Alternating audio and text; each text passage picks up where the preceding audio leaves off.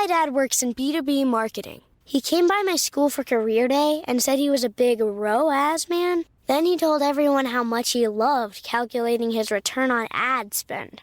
My friends still laugh at me to this day. Not everyone gets B2B, but with LinkedIn, you'll be able to reach people who do. Get a $100 credit on your next ad campaign. Go to linkedin.com/results to claim your credit. That's linkedin.com/results. Terms and conditions apply. LinkedIn, the place to be, to be. We acknowledge the traditional owners of country throughout Australia and recognise their continuing connection to land, waters and culture. We pay our respects to their elders past, present and emerging. Hello there and welcome back to This Song Is Yours. I'm Simon Fink, your host, and I'm thrilled to have you join us for episode 314. Today we're diving into the world of the incredibly talented Angie McMahon. Based in Naarm, the singer-songwriter has been making waves with her most recent masterpiece, the stunning second record, Light, Dark, Light Again. This sensational album has been the talk of the town, earning Angie well-deserved critical acclaim and nominations for prestigious awards across the country in only a matter of weeks since its release. In today's episode, we're honoured to have Angie McMahon join us on the podcast as we explore the depth of her songwriting. We'll delve into the intention behind her captivating lyrics and the pivotal role that they play in her music. Angie also shares insights into her meditation practices and how embracing imperfections in her artistry leads to a more authentic and genuine sonic outcome. We'll also touch upon Angie's process of translating her intricate songs into a live setting, particularly how she's going to transform these stacked vocals from her brand new record into some compelling backing vocals performed by her own band. Now, this was honestly such a lovely conversation to have, and we want to thank Angie again for her time. We also want to say a massive thank you to Genna from Super Duper for her help with today's episode. Before we embark on this fascinating conversation, please ensure you subscribe to This Song Is Yours on your preferred podcast platform. Stay tuned for our latest episodes by following us on social media. All the details are available in the show notes for today's episode. Thank you once again for tuning in, and let's dive into our conversation with Angie McMahon. I really hate to vomit except the one time I drank too much Fireball whiskey, 'cause I wanted you to kiss me, so I threw it up, washed my mouth. Please welcome to This Song Is Yours, Angie McMahon. Angie, hello. Hello, thanks for having me. My absolute pleasure. Thank you so much for coming on to the podcast. I very much appreciate it.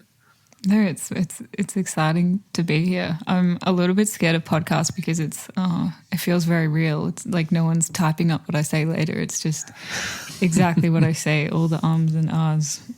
Sorry in advance, but exciting. Firstly, I think that there's something really nice about like an imperfect conversation. And so like similar to songwriting, not to like tie it all together, but similar to songwriting, I think there's something nice in the fact that like some conversations don't go very well. But I'm not having any of those thoughts or feelings towards our conversation today. I'm excited for our chat. I don't think there's going to be any kind of dull moment.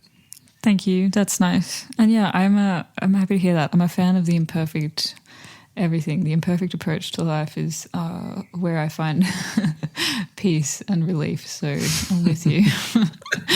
It's the only way forward. Agreed. 100% agreed. I'm feeling, very lucky to actually be able to chat to you today, because I know that with the most recent record that has come out from yourself, it was the second studio record, Light, Dark, Light Again. Firstly, congratulations on this stunning and gorgeous record. Thank you. How are you feeling with it? It's been out for about a month now, and from all reviews and reactions I've seen, it seems to be going like it's pretty well received. Oh, thanks. Yeah, I actually have been really, really nicely surprised by the reception. If there is negative feedback, it hasn't reached me, which is kind of a blessing. If there is, I mean, I'm sure there is, but it's just been nice because, it's been a long time between records. And I was saying to someone the other day, I wish I could go back to myself like 6 or 12 months ago and just like reassure that version of me that the record's going to come out, people are going to listen to it. it's going to be, you know, a good source of inspiration for people, or, you know, it's going to live in the world in a nice way and you can stop worrying so much about it. I feel, just relieved to be past that part of the process where you have no idea how it's going to be received, how it's going to look and sound when it's finished. And it's just such a long slog. Like, you empty so much of yourself into this thing, and it takes so long to finish it and then, you know, plan the release and everything, as anyone who's made a record or something similar would know. So I feel really lucky to be at this point, a month after the release. It's felt like a big breath out, you know, a big thing off my shoulders that I don't have to worry about making any more creative decisions about. It exists now. Whatever it is, it's done. Well, it has been like extremely well received since its release a month ago. I think not only in terms of like music critics, I know fans are absolutely loving the record as well. But I think, what was it? I know it's been nominated for the AMP Prize. It was nominated for the Triple J Award of the Year, Album of the Year award. Sorry, and that was literally, I think, after a week after release, which kind of speaks to the power of this record. So, I would love to, I guess, know a little bit in terms of, because it has been a few years since Salt, which was the debut record. Was there? Yeah, I guess I know you touched on it a tiny bit, but was there nerves in relation to following it up and I guess the anticipation of that, you know, the difficult second record? Yeah, definitely. I mean, my mental health fluctuated and went through a full spectrum of up and down. And I think it probably was largely related to that, even when I didn't, you know, necessarily label it that way, whatever season of fear I was in. But I think it seems to be kind of inescapable from what I've heard from other artists that, you know, the second record, it does just carry a bunch of weight, and that did inform the process. I think I felt that build up maybe like a year or two into like not having released anything. You know, after Salt comes out, there's like this 18-month point, I think I remember, where I'm just like, oh my God, like the next record has to be out right now. Like it needs to be out tomorrow, and it needs to be done and it needs to be amazing. And like, why haven't I finished it yet? And that is just not the way that it was meant to be. And then, you know, which brings us to now, which is, like another 18 months or 2 years after that point. Luckily that feeling did die down, because it eventually was just like, just put something, you know, it just let it be exactly what it was meant to be. But definitely there was some peak of stress around that in the middle. Yeah. Yeah. Do you remember the first, I guess, even iteration of a song that you wrote following that kind of realization?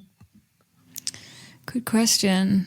I mean, there were songs that I was writing that didn't end up on the record. The one that comes to mind is Music's Coming In. It's song number 12 on the record. I'm really glad it made it on. And it was, I think it was around that time, just trying to encourage myself to, it would have been about 18 months after Salt came out. Just trying to encourage myself to make anything and to let it be in flow and let it be real and raw, and not come from a place of, I better write a perfect song right now when I sit down at the piano, you know. So that song was sort of an exercise in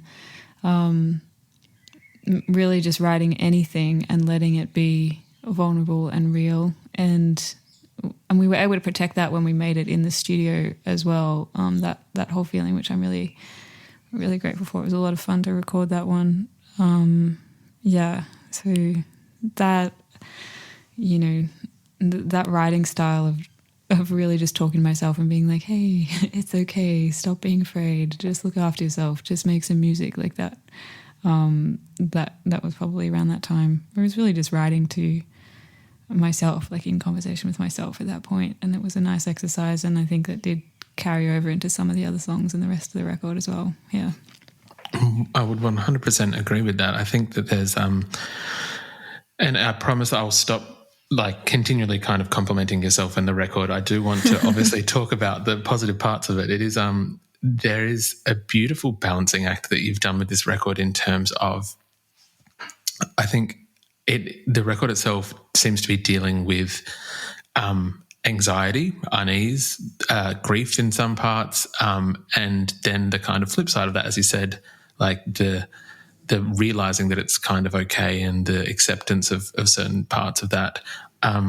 Who was it with? I think there was an incredible article in, I think it was The Guardian, by Giselle Nguyen, who did you see, you're nodding where I'm thinking you know which one I'm talking about. She went for a bit of a walk and this record really seemed to ease a lot of that anxiety.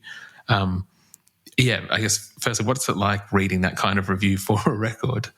Well, I don't know Giselle, but I feel like I owe her a message wherever she is, because that review was so great to read. It was the first thing that I read the day the album came out. My dad had texted it to me and he's like, look, an album review. And, I wasn't necessarily intending to be online all day and read, what people thought of it. But that was what I read first thing. And I just immediately felt so fulfilled, or like satisfied with the intention of the record. And I think what turned out to be the overall lesson of the thing and the theme of it was, just to be received by someone in that way where, she just said it helped her feel better ultimately. And that was the best thing to hear. And really made me feel a lot of relief from the moment that I woke up that day. So that was really beautiful. And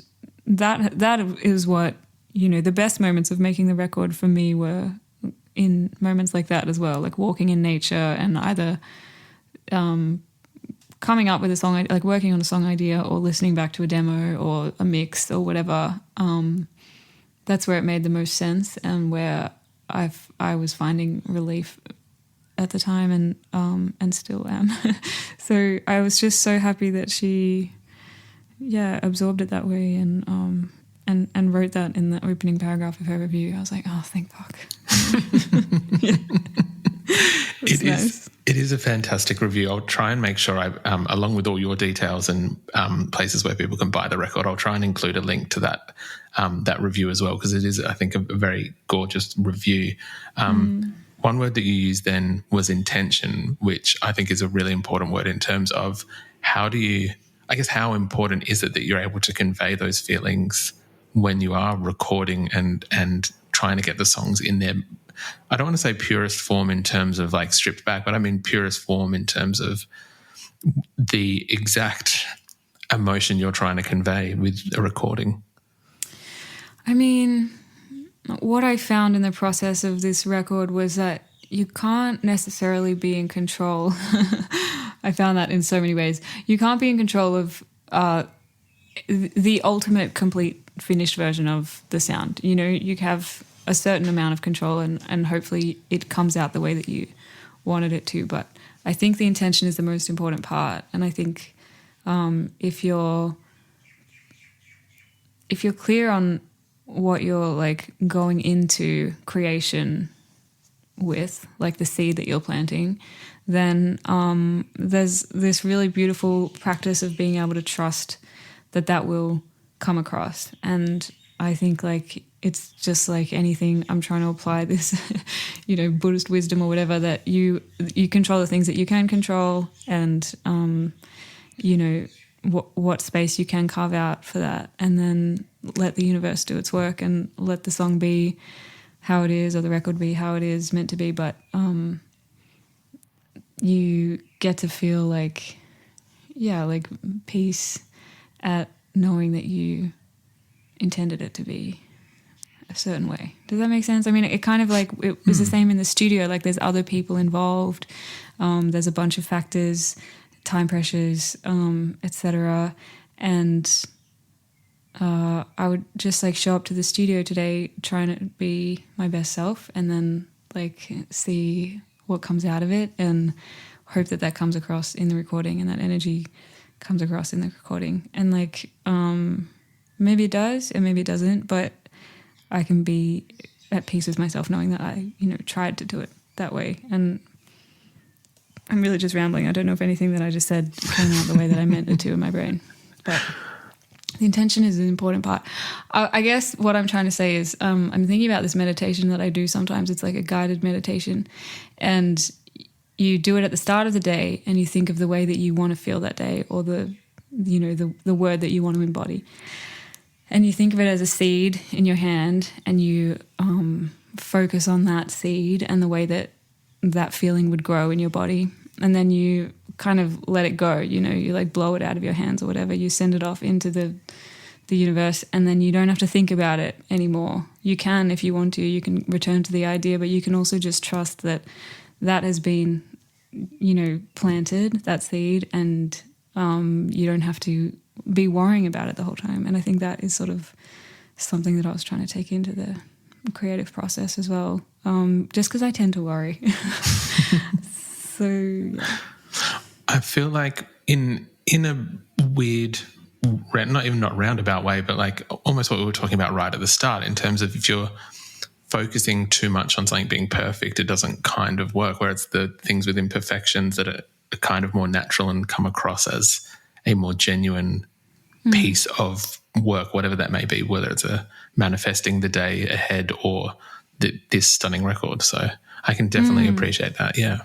Yeah, and you're carving out space to trust that you can flow with whatever happens, and like whatever surprises come along, and respond to them, and that feels better than trying to grip the wheel, and trying to really like know what's around every corner and know exactly how it's going to sound and know what it's meant to be. And I mean, because this record took me like quite a while to make, I just kept coming up against, different roadblocks, different ways to, be hard on myself around it. And I just had to keep on remembering that, like, okay, well, this is the roadblock. How are you going to flow with it, rather than like, how are you going to grip the wheel and keep it on course, even though there's a brick wall in front of you, like it sort of was important to carve out space to just adapt and trust the intention. Yeah. 100%. I can, very much appreciate that. I was wondering if you might allow me to be a little bit selfish and ask about my favorite track on the record. Please. Again, the entire record is stunning. I kept finding, no, that's not the right English. I found myself, sorry, there we go. I found myself returning time and time again to Fish, which is the third track on the record. There seems to be something both like calming, mysterious, and loving about that track all in the one. And I was wondering if you might, after I stop having like word vomit and not be able to speak properly, where that song came from and what was the inspiration behind it. This season, Instacart has your back to school. As in, they've got your back to school lunch favorites like snack packs and fresh fruit. And they've got your back to school supplies like backpacks, binders, and pencils. And they've got your back when your kid casually tells you they have a huge school project due tomorrow. Let's face it, we were all that kid. So first, call your parents to say I'm sorry, and then download the Instacart app to get delivery in as fast as 30 minutes all school year long. Get a $0 delivery fee with your first 3 orders while supplies last. Minimum $10 in order. Additional terms apply. This is an ad by BetterHelp.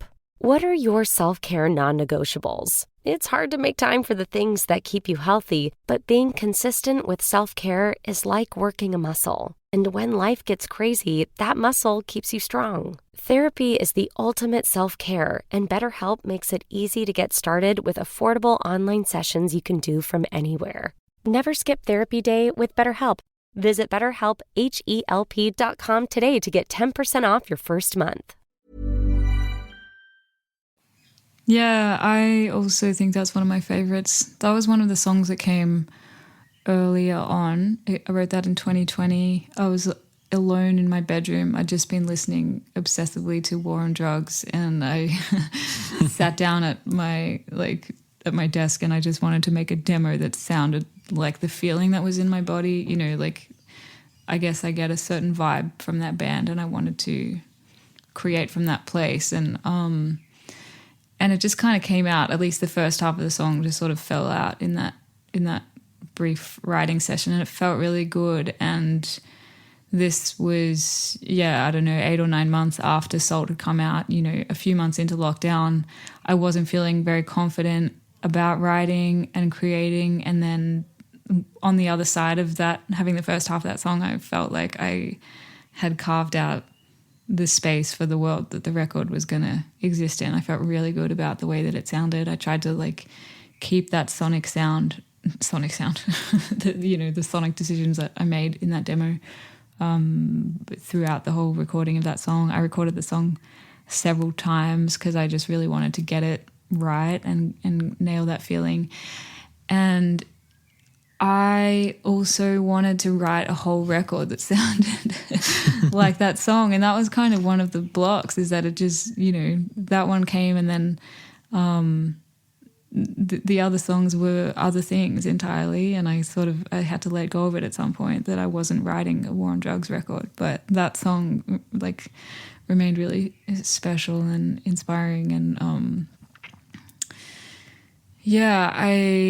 I had never written something like it, and I don't exactly know what it is that I love so much about that one, but I'm with you. I really love that one. There is something. Question. Yeah, no, it definitely did. There is something truly magical about that song. So thank you for sharing that with me. And very.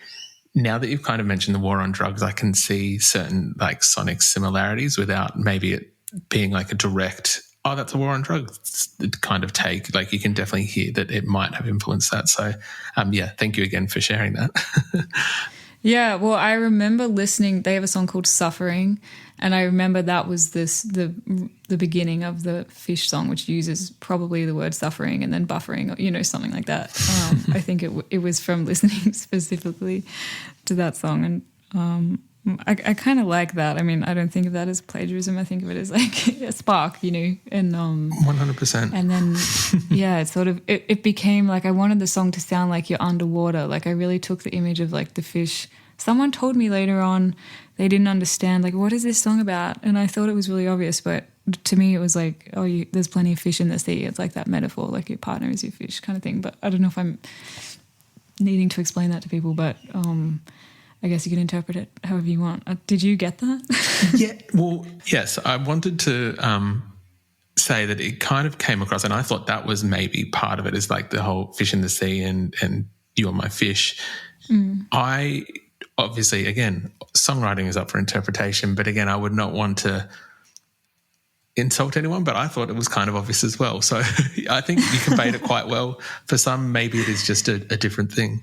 Yeah, everyone hears a song differently, I guess. They're listening to different things, but that's nice. Yeah, my favorite bit was building the end, stacking all these vocals on top of each other. And I built the song kind of wishing that I had my band there, but we were in lockdown, obviously, and I couldn't, write and record with them. So I had a drum loop that my drummer Lockie had recorded way back when for me, and I was using it just to write on top of. And so I looped his drums and I stacked all these vocals on top of each other, and I was like, oh, I'm going to get the whole band to sing all these BVs. And now I think it's kind of the bane of their existence to be belting all these vocals. But it was really fun to try and make this underwater choir feeling. Yeah. No, I absolutely love it. It's an incredible track. So for anyone listening to the podcast who hasn't listened to the record, please listen to the whole record, but also very much listen to Fish. Angie, I was wondering if you might indulge us into your first foray into songwriting and where that kind of spark initially took place. Good question. I think I had a singing class. I was seeing a singing teacher when I was about 14. I don't know if I'd written anything before then. Maybe I had, but he was kind of are you writing songs? And I was like, oh, I've written a song before. And he was just you need to start writing songs now. And he just you just need someone to tell you, go and write songs. Why aren't you writing songs? And he maybe gave me permission. And the songs that I started writing were really, really depressing. They were just I would write in these weird metaphors about big heartbreak and darkness and pain. And like, I mean, I didn't have any kind of semblance of a romantic relationship in my like teenage life. I was just like living in dreamland and I guess turning my angst into like, like weird poems and playing piano, like probably inspired by Missy Higgins. Like the Sound of White record was where I guess like, learned how to write to an instrument. I think I was inspired by that style and I still am. I'd be really scared to find any of those old recordings. But yeah, I don't know, I loved singing and I loved singing feelings out, and the words were just, I didn't really have anything to write about, but I was more just like using my voice as a way to, express big emotions, which I had. I had really big emotions. And so I would sit at the piano and just try and pour things out of myself, and that's all I can tell you. I can't really remember them. That is I feel like a good kind of what is the word, like the origin story of like where it began for yourself. So I kind of love that, the fact that because where did I read this? I think even though singing came a little bit later, you were always somewhat musical, like even as a kid, like playing piano after dinner and stuff. Yeah, that's true. I mean, I was learning pop songs on the piano, and I think I actually I can't really nail down the timeline of like what came first and when. Like I can maybe nail down when the confidence came, but I was learning classical piano since I was really young, and I had a very patient, lovely Yamaha teacher who agreed to start teaching me like Maroon 5 and like pop songs that I wanted to learn. Like, She Will Be Loved. I remember learning that on piano, and like, I can't remember who else, but even just like show tunes and stuff. Like, I was always so excited by learning popular music, and so she'd be like, if you learn your exam songs and if you practice this Bach thing, then we can do the pop song at the end. And then I got really I got really into learning pop chords, and I stopped reading the sheet music and just making things up with my ear. So it was listening to other songs and learning to sing other songs. I was doing that for quite a while before I really started to shape my own like verses and choruses, Yeah. You're just becoming well versed in others so that you can build your own. Totally, yeah. Learn the chords and then figure out the rest. Yeah. I know that there's a lot of people excited to see this record in a live setting. I know that where is it? Where are we now? I think actually next year, which seems wild to say, next year you're going to be taking the record around the country as part of Laneway Festival. How are you feeling in terms of taking these songs out to people for a live debut of these songs? Yeah, really, really excited. It's something I've been looking forward to for a long time. Like playing shows it's just such a joy, and I thought about it so much, when we couldn't play shows, I became much more thoughtful and much more grateful around like being able to have that experience. And so I think I've been really looking forward to that time with people and time with the songs in like a live sense. And yeah, the plan is just to spend all of next year touring it. I guess it'll be nice to be able to take it wherever it will be accepted by people and wherever I can afford to take it. We played a couple shows with the band, like just to get a feel for it, and it's just feeling so good. It's so nice to be able to bring the record to life like that. It was a lot of it was recorded overseas, so I didn't have my band with me, and it's been really beautiful to get in the room and learn them together and kind of inject new life into them again and find out what they want to sound like on stage, like what the songs want to be. So it's a great creative process. It feels like a new there's a power source, and then you get to like keep charging it up with new ideas and stuff. You know, it's like, yeah, I think it's going to be cool. Touring is obviously quite different now to how it was when we were doing it before, and it comes with new challenges. But yeah, it's just such a great thing to be able to be in the room with people and like cry and sing. I love it. 100% agreed. I know myself and some friends will be heading to Adelaide Laneway to see you play these songs. Is there a song in particular? Because I always feel like it's an unfair question to ask, you know, what's your favourite? Even though I mentioned my favourite song on the record, I feel like it's unfair to ask the artist. In terms of a live setting, is there one that changes for you that kind of is a favourite to play live, I guess? Well, we haven't played the whole record yet. I think when we get around to doing a headline show, we will have every song on the set list. At the moment, it's kind of a blend of the old and the new.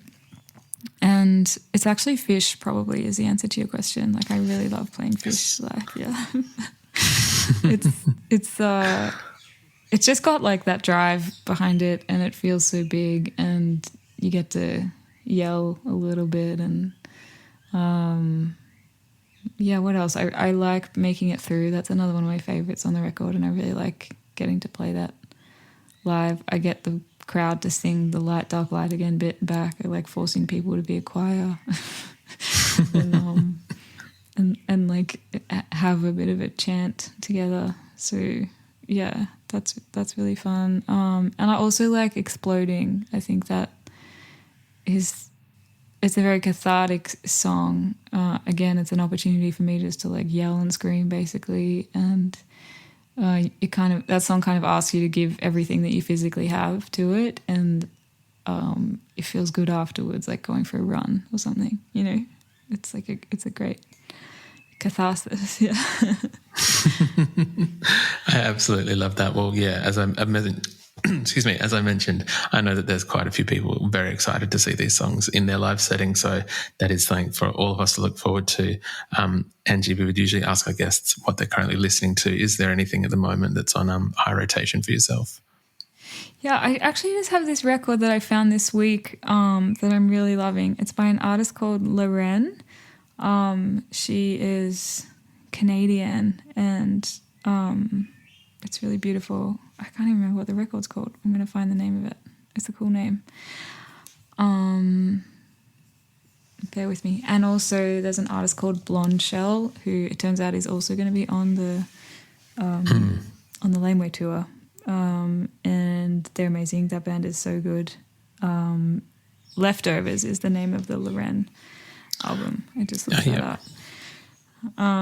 That's really good. And also my brother just got me onto this record that I hadn't heard before, but it's by the Magnetic Fields, and it's called 69 Love Songs. It's like from the 90s. I don't know if you know that record, but it's like 3 hours long, and it's got literally 69 love songs on it. I mean, I don't know if it's like 69 exactly, but I'm guessing it is. And it's like easy to disappear into, and you just have no idea what's coming next. I'm really liking that. It's definitely, you definitely have to put aside some time for that last one, but three absolutely solid choices, and a good kind of mix of like similar, I want to say similar vein, but also like very different kind of indie rock in a way for the three. Yeah, totally. Like that's just this week. If I'm being honest, like I haven't been listening to a lot of music this year. I've sort of been overwhelmed by the like thoughts that I've had to have around all my own songs and record, and so I've just been listening to like podcasts and just like ambient, like meditations and stuff. And I think probably with the release of the record, I finally feel like I can let that go and get back into records again, which has been a nice feeling. But yeah, it's been a funny break. And the other thing that comes to mind is this isn't released yet, but I have this friend, her name is Annie Rose Maloney, and she's working on a record that she sent me the mixes for, because me and some other local songwriters have like sung, we've been doing the BVs on it, and it's just like, oh my God, it's so good. I don't know when she's going to put it out. I don't know when it's going to be ready, but I hope it's next year. And yeah, she's just so good. It's like incredible songs. So that's the other secret record I'm listening to. That's very exciting. Well, I will try and put her details in the show notes of the pod as well, so that anyone listening can go and follow her, and then keep an eye out for whenever that record does grace us with its presence. Yay. Yeah, that's good. She'll hate me for it. She'll hate the pressure, but she'll live. Hopefully it's just not spotlight. I don't want to say spotlighting because you said the pressure. Hopefully it's just going to bring some new fans to gather around and enjoy her music as well. But until that point, Angie, thank you so much for coming onto the podcast. I do appreciate it, and congrats on Light Dark. Like, again, it's a fantastic record. Details on where people can buy it will be in the show notes. But yeah, thank you again for coming onto the podcast. Thanks, Simon, and thanks for having me. It's so nice to meet you, and thanks for your support. It's lovely.